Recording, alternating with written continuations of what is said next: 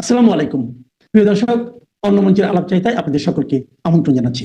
দেশে বড় কোনো প্রকল্প হয়নি, নতুন বিনিয়োগও হয়নি, বাজারে স্বস্তি আসেনি। তাহলে ক্ষমতার শেষ বছরে ইউনূস সরকার মানে অন্তর্বর্তী সরকার $9 বিলিয়ন ঋণ নিয়ে কি করেছে? এই টাকা গেল কোথায়? এই প্রশ্নেই তোলপাড় চলছে। আসসালামু আলাইকুম, স্বাগত লিস্ট নিউজে। সম্মানিত দর্শক, যে কথাগুলো শুনলেন এগুলো আমার কথা নয়, এগুলো বাংলাদেশ ব্যাংকের তথ্য। তাহলে এই টাকা কি দেশের কাজে লেগেছে না পাচার হয়েছে? এর জবাব অনেকে খুঁজছেন, কিন্তু কে দেবে জবাব? ইউনূসের নামে যারা সব সময় এক ঢোক পানি বেশি খান, তারা তো বগল বাজিয়েছিলেন, বলেছিলেন ইউনূসের হাত ধরে বাংলাদেশ উঠে যাবে সপ্তম আসমানে, মানে সাত আকাশে। বাংলাদেশের মানুষের দুঃখ কষ্ট সব ভ্যানিশ হয়ে যাবে, মানে হারিয়ে যাবে, শূন্যে চলে যাবে। কিন্তু ইউনূসের 18 মাসের শাসনের ক্যারিকেচার যদি আপনি দেখেন, আপনি দেখবেন এই সময়ের অর্থনীতির দিকে যদি আপনি তাকান, আপনি দেখতে পাবেন প্রতিটি সূচক, প্রতিটি পরিসংখ্যান, অর্থনীতির বলেন, সামাজিক নীতির বলেন, কেবলই হতাশার চিত্র সামনে তুলে ধরবে। এবং এই সময়ে মানে ইউনূসের এই 18 মাসে প্রবৃদ্ধি কমেছে, মূল্যস্ফীতি কমেনি বা নিয়ন্ত্রণে আসেনি, বাজারেও আমরা স্বস্তি আসতে দেখিনি, অর্থাৎ আসেনি। অর্থাৎ মানুষের জীবনে কোনো ইতিবাচক পরিবর্তন হয়নি। এজন্যই প্রশ্ন, তাহলে এই $9 বিলিয়ন কোথায় গেল? রিজার্ভ নিয়েও প্রশ্ন আছে, এখানে সেখানে প্রশ্ন ওঠে। কিন্তু 2024 সালের জুলাইয়ে যে পরিমাণ রিজার্ভ ছিল, কেউ বলেন 23 বিলিয়ন, কেউ বলেন 27 বিলিয়ন, ইউনূস ক্ষমতা নেওয়ার পর কয়েক মাসেই সেটা নেমে আসে। স্বাভাবিক, বিল পরিশোধ করা হয়েছে, নেমে গেছে, তারপর আবার এটা বাড়তে শুরু করেছে। কিন্তু কিভাবে বেড়েছে? এটা কি নিজের অর্থনীতির শক্তিতে বেড়েছে, নাকি ঋণ এবং বাইরে থেকে আসা টাকার উপর ভর করে বেড়েছে? এই প্রশ্ন এখন তুলছেন অনেকে। শুভঙ্করের আরেকটা ফাঁকির কথাও শোনা যাচ্ছে, বিপুল অঙ্কের বকেয়া বিল বা আনপেইড লায়াবিলিটিসও নাকি আছে এখানে। কেউ বলছেন $14 বিলিয়ন। তাহলে এই বকেয়া বিলগুলো পরিশোধ করলে রিজার্ভের চিত্র কি এটাই থাকতো, যেটা দেখিয়ে এখনো অনেকে বগল বাজাচ্ছেন? তাহলে একদিকে $9 বিলিয়ন নতুন ঋণ, অন্যদিকে বকেয়া বিল, এই দুটোকে যদি একসাথে রাখেন, তাহলে কি প্রশ্ন করা যায় আমাদেরকে কি আসল অর্থনৈতিক শক্তি দেখানো হয়েছিল, নাকি ম্যানেজড চিত্র দেখানো হয়েছে বা দেখানোর চেষ্টা চলছে? ইউকে ভিত্তিক স্বনামধন্য অর্থনীতিবিদ মামুনুর রশিদ কিছুদিন আগে একটা অভিযোগ করেছেন। সেই অভিযোগে এক চাঞ্চল্য সৃষ্টি হয়েছে, তোলপাড় হয়েছে। কি করেছেন? তিনি বলেছেন ইউনূস সরকার গত 17-18 মাসে জনগণের $200 বিলিয়ন আত্মসাৎ করেছে। অনেকের মাথার চুল খাড়া হয়ে গেছে তার এই তথ্য শুনে। কেউ মেনেছেন, কেউ মানেননি। তবে তিনি এর ব্যাখ্যা দিয়েছেন তার মতো করে। কে মানবেন না মানবেন, এর যে প্রতিবাদে কেউ তথ্য ভিত্তিক পরিসংখ্যান ভিত্তিক কোনো জবাব দিয়েছেন আমি দেখিনি। যদি দিয়ে থাকেন কেউ দয়া করে আমাকে এই ভিডিওর কমেন্ট বক্সে শেয়ার করতে অনুরোধ করছি।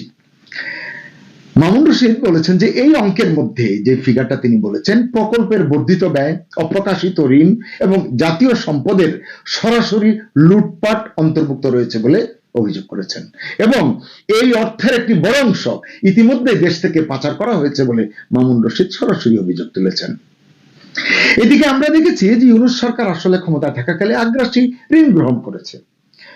জনাব রশিদের মতে শেখ হাসিনার সরকারের শেষ বছরের তুলনায় অভ্যন্তরীণ ঋণ 31% বাড়িয়েছে ইউনূস সরকার।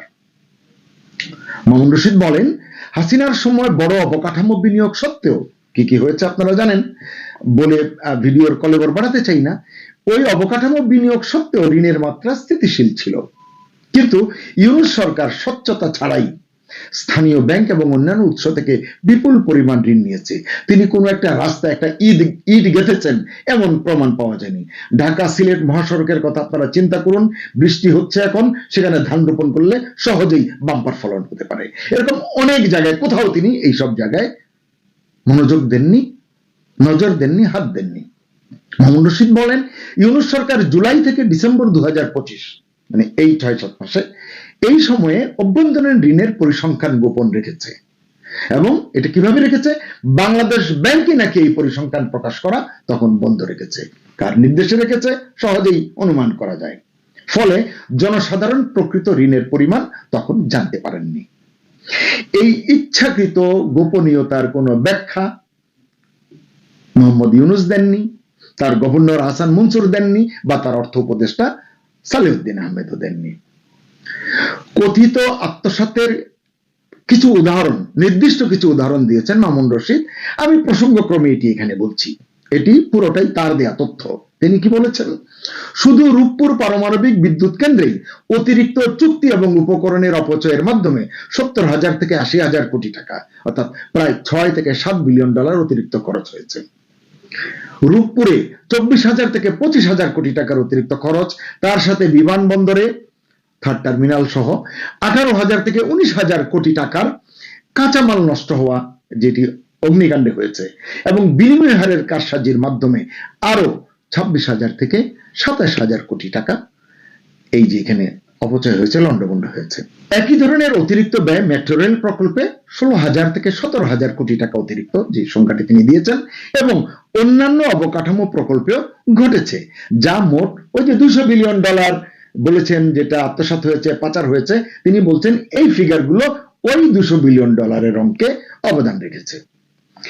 আগস্ট 2024-এ দায়িত্ব নিয়েছেন ইউনূস, এবং দায়িত্ব নেওয়ার পরপরই পাকিস্তান থেকে নাকি 14 বিলিয়ন ডলারের অস্ত্র কিনেছেন, এটি মামুন রশিদ জানাচ্ছেন, এবং বলছেন বা তথ্য দিচ্ছেন তিনি যে অস্ত্রগুলো জাহাজে করে এসেছিল এবং এর পরপরই একটি ট্রলারে 8টি মৃতদেহ পাওয়া গেছে, কিন্তু কোনো জবাবদিহিতা মেলেনি।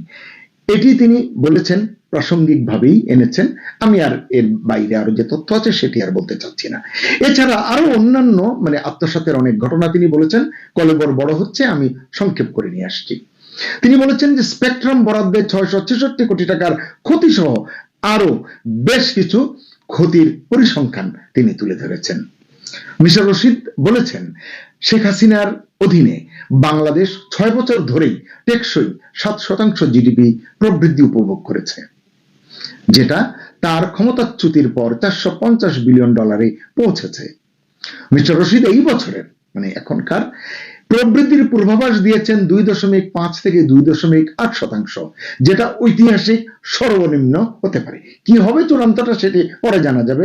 এটা বিশ্ব ব্যাংকেরও যে প্রাথমিক যে প্রক্ষেপণ 5.5%, এটা আবার সংশোধিতভাবে নিম্নমুখী, এবং সেটাও অনেক কম আমরা দেখছি।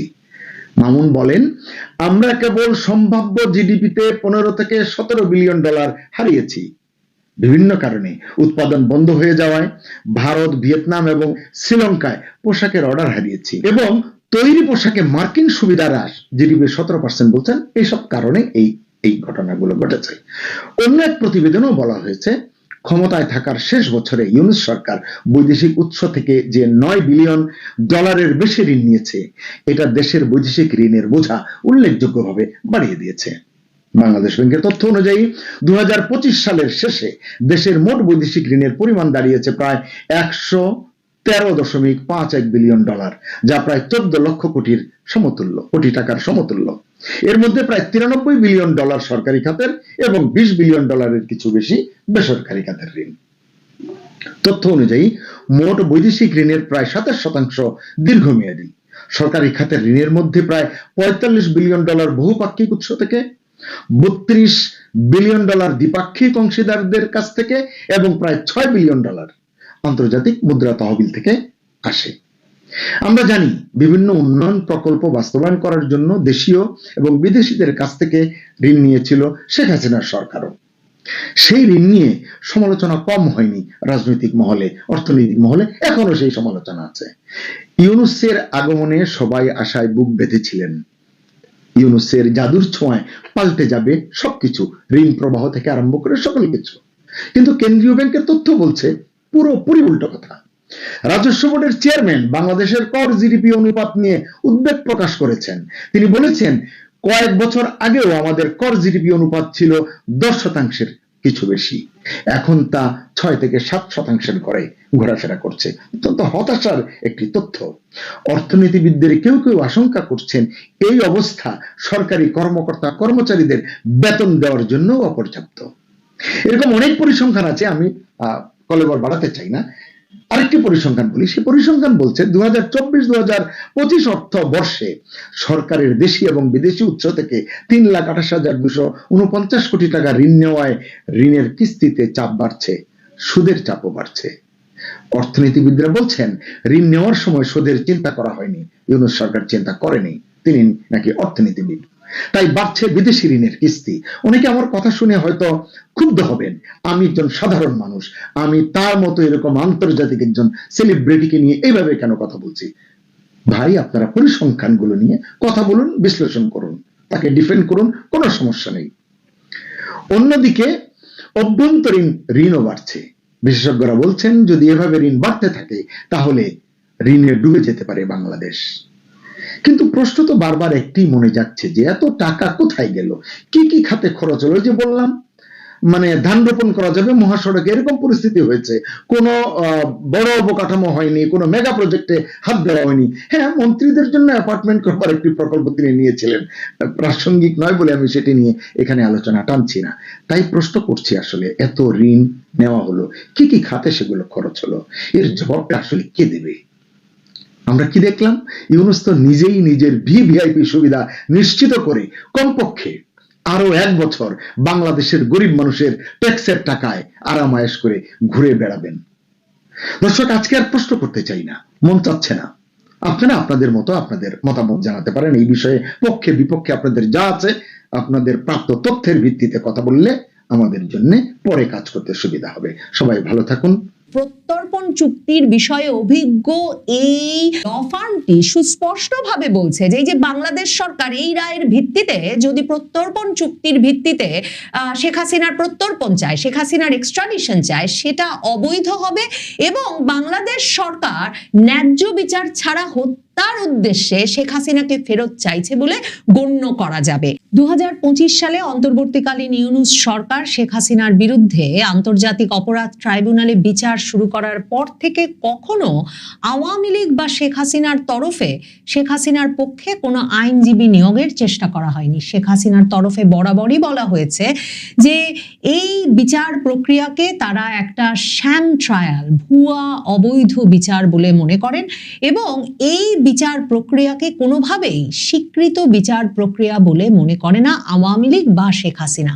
এই অবস্থায় শেখ হাসিনার মৃত্যুদণ্ডের রায় ঘোষিত হয়ে যায় আন্তর্জাতিক অপরাধ ট্রাইব্যুনালের বিচারে 2025 সালের নভেম্বর মাসেই। অথচ এর পরেও শেখ হাসিনা কিংবা আওয়ামী লীগের তরফে আওয়ামী লীগের বা শেখ হাসিনার পক্ষে কোনো আইনজীবী নিয়োগের প্রচেষ্টা নেওয়া হয় না, বরং আন্তর্জাতিক মানবাধিকার সংগঠনগুলো বারবার এ বিষয়ে উদ্বেগ প্রকাশ করেন যে একজন আসামি অনুপস্থিত থাকা অবস্থায়, ইন অ্যাবসেন্সিয়া, তার বিরুদ্ধে এমন একটি বিচার এত দ্রুত গতিতে সম্পন্ন করে এবং তাকে কোনো রকম আইনজীবী নিয়োগের সুযোগ না দিয়ে যে বিচার অনুষ্ঠিত হয়েছে এবং যে বিচারের মাধ্যমে শেখ হাসিনা, সাবেক প্রধানমন্ত্রী বাংলাদেশের, তাকে মৃত্যুদণ্ড দিয়ে দেওয়া হয়েছে, এই আইনি প্রক্রিয়াকে প্রশ্নবিদ্ধ করবার যথেষ্ট সুযোগ আছে। আন্তর্জাতিক বিভিন্ন মানবাধিকার সংগঠন এসব প্রতিক্রিয়া দেখালেও আওয়ামী লীগ এবং শেখ হাসিনার বরাবরের প্রতিক্রিয়া ছিল এই ভুয়া বিচার, এই অবৈধ বিচার তারা মানেন না। শুধু সেটাই নয়, এই আইনি প্রক্রিয়ায় সংযুক্ত হওয়ারও কোনো সুযোগ যেমন তারা পান নাই, তেমনি সুযোগ পেলেও অবৈধ ইউনূস সরকারের আমলে এ বিষয়ে কোনো সংযোগ বা যোগাযোগ কোনো ফল আনবে বলে তারা বিশ্বাস করেন না। একটা শ্যাম ট্রায়াল, ভুয়া আদালত হিসেবেই একে অভিহিত করে এসেছেন তারা। এতদিন বাদে শেখ হাসিনার তরফে একটা শীর্ষস্থানীয় ব্রিটিশ ল ফার্ম আন্তর্জাতিক অপরাধ ট্রাইব্যুনালকে উদ্দেশ্য করে একটা চিঠি লিখেছে, যেই চিঠিতে তারা এই যে রায় ঘোষিত হয়েছে শেখ হাসিনার বিরুদ্ধে এবং যেভাবে বিচার প্রক্রিয়া চলেছে তার কোথায় কোথায় তাদের আপত্তি সে কথা তুলে ধরেছেন। এবং নামকরা এই British law firm Kingsley Napley LLP তারা আন্তর্জাতিক অপরাধ ট্রাইব্যুনালকে যে চিঠি লিখেছে সেটার শুরুতেই তারা সুস্পষ্টভাবে জানিয়েছে যে এই চিঠি লেখার অর্থ এই নয় যে কোনোভাবে শেখ হাসিনা এই বিচার বা রায়ের কোনো অংশকে কোনোভাবে বৈধতা বা স্বীকৃতি দিতে প্রস্তুত। এবং আন্তর্জাতিক এই ল ফার্মটি এর পাশাপাশি এটা জানিয়েছে যে একদিকে যেমন এই বিচারকে, এই বিচার প্রক্রিয়া এবং আদালতকে কোনোভাবে স্বীকৃতি দিতে তাদের মক্কেল প্রস্তুত নয়, কিন্তু তাদের মক্কেল শেখ হাসিনা আন্তর্জাতিক যে কোনো ফোরামে এই আইন, এই বিচার, এই আদালতের প্রতিকার চাইতে যেতে পারেন। এবং কিংসলি অ্যান্ড ন্যাপলি এলএলপি এই ল ফার্মটিকে যে শেখ হাসিনা আওয়ামী লীগ বেছে নিয়েছে শেখ হাসিনার তরফে আন্তর্জাতিক অপরাধ ট্রাইব্যুনালে চিঠি লেখার জন্য, সেটাও খুব কৌতূহলোদ্দীপক। কারণ কিংসলি ন্যাপলি এলএলপি এই ল ফার্মটি যদিও বা কর্পোরেট ল থেকে শুরু করে নানা রকম আইনেরই প্র্যাকটিস করে, কিন্তু তাদের বিশেষ অভিজ্ঞতা রয়েছে ক্রিমিনাল প্রসিডিংস, ফৌজদারি আইনের বিষয়ের শুনানিতে। শুধু তাই নয়, তাদের একটা বিশেষ খ্যাতি গড়ে উঠেছিল যখন 1937 সালে তারা প্রতিষ্ঠিত হয়েছিল। তার পরপরই যে একদিকে ফৌজদারি মামলা পরিচালনার জন্য এবং অন্যদিকে এক্সট্রাডিশন বা প্রত্যর্পণ বিষয়ক বিভিন্ন মামলা পরিচালনার জন্য আন্তর্জাতিক আইনে প্রসিদ্ধ এই কিংসলি ন্যাপলি কে বেছে নেওয়া তাই অত্যন্ত গুরুত্বপূর্ণ শেখ হাসিনার মামলার জন্য। কারণ শেখ হাসিনার মামলার ক্ষেত্রে বাংলাদেশ সরকার এই বিচারের উপর ভিত্তি করে, আন্তর্জাতিক অপরাধ ট্রাইব্যুনালের এই বিচারের উপর ভিত্তি করে ভারত সরকারকে তাকে প্রত্যর্পণের জন্য আহ্বান জানিয়ে রেখেছে। মনে রাখতে হবে যে এই চিঠিটা শেখ হাসিনার তরফে এমন একটা সময়ে লেখানো হলো যখন তারেক রহমান সরকার ক্ষমতায় আসার এক সপ্তাহের মধ্যেই আন্তর্জাতিক অপরাধ ট্রাইব্যুনালের যে প্রধান ব্যক্তি, প্রধান কৌশলী, প্রসিকিউটর, চিফ প্রসিকিউটর তাজুল ইসলামকে তারা সরিয়ে দিয়েছে। সেখানে তারা বিএনপি সমর্থিত একজন আইনজীবীকে এনেছেন এবং তাজুল ইসলামকে সরিয়ে দেওয়ার পরপরই তাজুল ইসলামের প্রসিকিউশন টিমের তরফেই এমন অভিযোগ এসে গেছে প্রকাশ্যে যে তাজুল ইসলাম শেখ হাসিনার মামলায় রাজসাক্ষী হিসেবে তখনকার পুলিশ প্রধান চৌধুরী আব্দুল্লাহ মামুনকে যে সুযোগ দিয়েছেন এবং তার দণ্ড যে কমিয়ে দিয়েছেন, সেক্ষেত্রে যেমন বড় ধরনের আর্থিক লেনদেন হয়েছে বলে তার প্রসিকিউশন টিম, তার কৌশলীদের মধ্যেই সন্দেহ আছে এবং অনেকের কাছে প্রমাণ আছে বলে অনেকে প্রকাশ্যেই বলাবলি করছেন, লিখছেন। অন্যদিকে এমন কল রেকর্ড এই ট্রাইব্যুনালের বিরুদ্ধে বেরিয়েছে যে এই ট্রাইব্যুনালে কার মামলাটি রাখা হবে, কাকে জামিন দিয়ে দেওয়া হবে, এসব বিষয়ে এক রকমের আর্থিক লেনদেনের জন্য পর্যন্ত কৌশলীরা বিভিন্ন অভিযুক্ত ব্যক্তির পরিবারের সঙ্গে যোগাযোগ করছিলেন। এই অবস্থায় বিএনপি নিযুক্ত চিফ প্রসিকিউটর এরই মধ্যে ঘোষণা দিয়েছেন যে আন্তর্জাতিক অপরাধ ট্রাইব্যুনালের আগের প্রসিকিউশন টিম কোনো অপরাধ, আর্থিক অপরাধ, অনৈতিক কার্যকলাপ কিংবা ইন্টিগ্রিটির সমস্যায় ভুগছিলেন কিনা সে বিষয়ে তারা তদন্ত শুরু করেছেন। এই যে চিঠিটি শেখ হাসিনার তরফে লেখানো হয়েছে সেখানে বিশেষভাবে বলা হয়েছে যে প্রসিকিউশন টিম তো অত্যন্ত গুরুত্বপূর্ণ ভূমিকা রাখে ক্রিমিনাল জাস্টিস সিস্টেমে, ফৌজদারি বিচার ব্যবস্থায় একটা ভালো রায় নিয়ে আসতে। আর সেখানে কিনা এই আন্তর্জাতিক অপরাধ ট্রাইব্যুনালে এমন একজনকে চিফ প্রসিকিউটর, প্রধান কৌশলী নিযুক্ত করা হয়েছিল যিনি কিনা যে শেখ হাসিনা বিরোধী, আওয়ামী লীগ বিরোধী রাজনীতির সঙ্গে দীর্ঘ সময় ধরে যুক্ত ছিলেন। তিনি আমার বাংলাদেশ পার্টি করতেন, মানে আমার বাংলাদেশ পার্টিটা জামায়াতে ইসলামীর আইনজীবী ব্যারিস্টার আব্দুর রাজ্জাকের নেতৃত্বে গঠিত হয়েছিল কবছর আগে জামায়াতে ইসলামী থেকে বেরিয়ে গিয়ে। আর এই তাজুল ইসলাম, ব্যারিস্টার রাজ্জাক, মানে আমার বাংলাদেশ পার্টি, এবি পার্টির যে নেতৃবৃন্দ, তারা সকলেই জামায়াতে ইসলামীর নেতাদের যখন যুদ্ধাপরাধের দায়ে বিচার চলছিল আওয়ামী লীগের আমলে এই আন্তর্জাতিক অপরাধ ট্রাইব্যুনালে, তখন তারা তাদের পক্ষের কৌশলী হয়ে কাজ করছিলেন। এখন British law firm Kingsley Napley LLP বলছে যে এটা কি করে সম্ভব যে এমন একজন ব্যক্তিকে কেন্দ্র করে প্রসিকিউশন টিম গড়ে তোলা হলো শেখ হাসিনার বিচার করবার জন্য। এবং তারা বলছেন যে ওই তাজুল ইসলাম এতটাই রাজনৈতিকভাবে পক্ষপাত দুষ্ট যে এমনকি 2025-এর মার্চেও তিনি এবি পার্টির মঞ্চে উঠে আওয়ামী লীগের রাজনৈতিক কর্মকাণ্ডে নিষেধাজ্ঞার দাবিতে সোচ্চার হয়ে উঠেছিলেন, বক্তব্য দিয়েছিলেন এবং তখন সেটা নিয়ে দেশে বিদেশে সমালোচনা আলোচনা হয়েছিল। এছাড়াও এই চিঠিতে প্রায় 10 পাতার যে চিঠি লিখেছে শেখ হাসিনার পক্ষে এই ব্রিটিশ ল ফার্ম, সেখানে তারা যেসব অভিযোগ এনেছে তার মধ্যে একটি হচ্ছে যে এই যে শেখ হাসিনার অনুপস্থিতিতে যে মৃত্যুদণ্ড দেওয়া হয়েছে তাকে, ইন অ্যাবসেন্সিয়া, সেটি এই মামলার প্রক্রিয়াকে আন্তর্জাতিক ন্যায় বিচারের মৌলিক নীতির সঙ্গে সরাসরি সাংঘর্ষিক করে তুলেছে। এবং তারা মনে করিয়েছে যে ট্রাইব্যুনালের বিচারক, প্রসিকিউটর এবং পুরো প্রক্রিয়া নানাভাবে পক্ষপাত, দক্ষতার সমস্যা এবং আইনি অঙ্গীকারের লঙ্ঘনের ভেতরে অভিযুক্ত হয়েছে। যে প্রধান অভিযোগগুলো এনেছে এই চিঠিতে, শেখ হাসিনার পক্ষে লেখা এই চিঠিতে যে অভিযোগগুলো আনা হয়েছে তার মধ্যে একটা আছে যে আইসিটিতে যে নতুন বিচারকদের নিয়োগ দেওয়া হয়েছে তারা সকলেই রাজনৈতিকভাবে আওয়ামী লীগ বিরোধী রাজনৈতিক দলের সঙ্গে সক্রিয়ভাবে যুক্ত ছিলেন।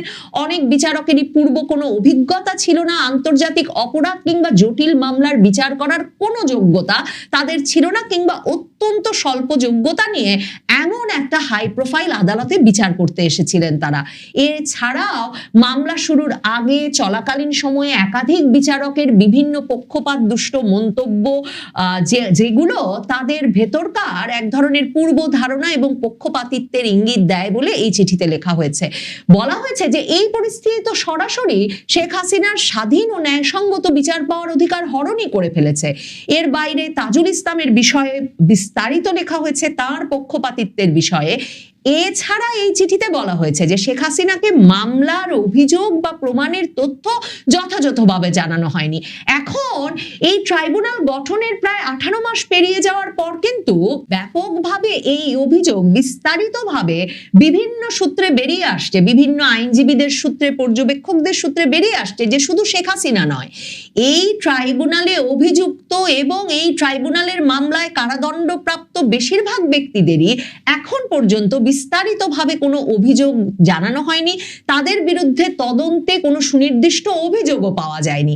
এখন এই চিঠিতে তাই বলা হচ্ছে যে শেখ হাসিনার ক্ষেত্রেও মামলার অভিযোগ বা প্রমাণের তথ্য কোনোভাবেই তাকে জানানো হয়নি এবং নিজের পছন্দের আইনজীবীদের নিয়োগ দেওয়ার সুযোগ দেওয়া হয়নি। অনুপস্থিতিতে বিচার হয়।